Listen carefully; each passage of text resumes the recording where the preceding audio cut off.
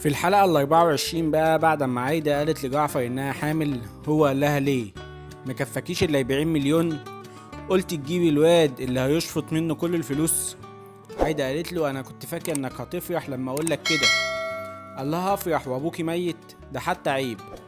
قالت له كنت هقولك، والله كنت هقولك. قال لها مش عايز اسمع منك حاجة، اللي ببطنك ده تسقطيه بمعيفتك يا هسقطه انا بمعيفتي.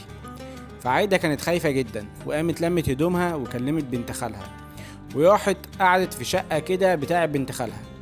دلال بقى هي اللي فضلت ماشية وراها وعرفت هي راحت فين.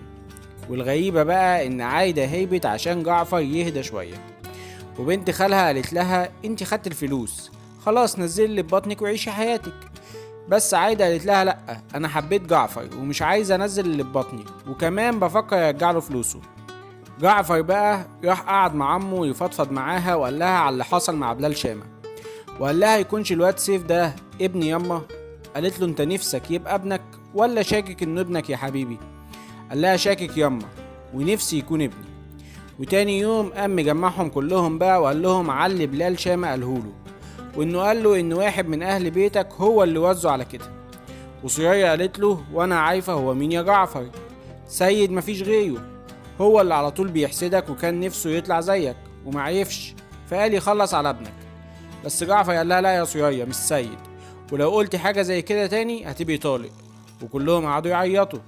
وبعد كده جعفر قال لهم انا ظلمتكم معايا، اللي عايزة تخلف تخلف. بس دلال بقى قالت له لا يا جعفر انا مش هخلف تاني. فقعدوا يعيطوا تاني، وقال لها حقك تبقي خايفة، ما اصل جوزك معرفش يحمي ابنك، بس انا بقولك خلفي يا دلال. وقعدوا يعيطوا تاني 35 دقيقة عياط.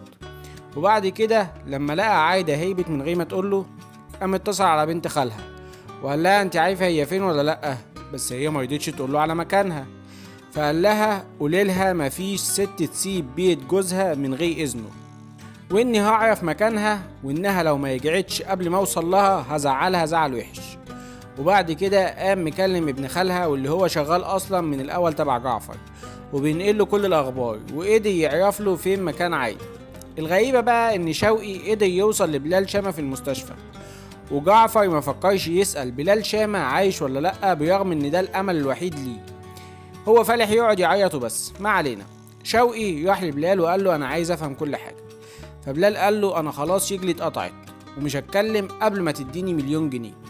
فشوقي قال له ماشي بكره هيبقوا عندك، وقام متصور معاه صورة سيلفي عشان يغيظ بيها اخته دلال، وقام موريها الصورة وقال لها بلال صاحبي قال لي على كل حاجة.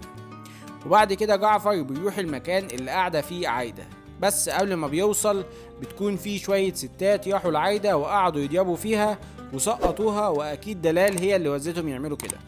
بس الغريبة ان عايدة بتفتح لأي حد كده من غير ما تسأل مين. ما علينا. بتخلص على كده الحلقة ال 24.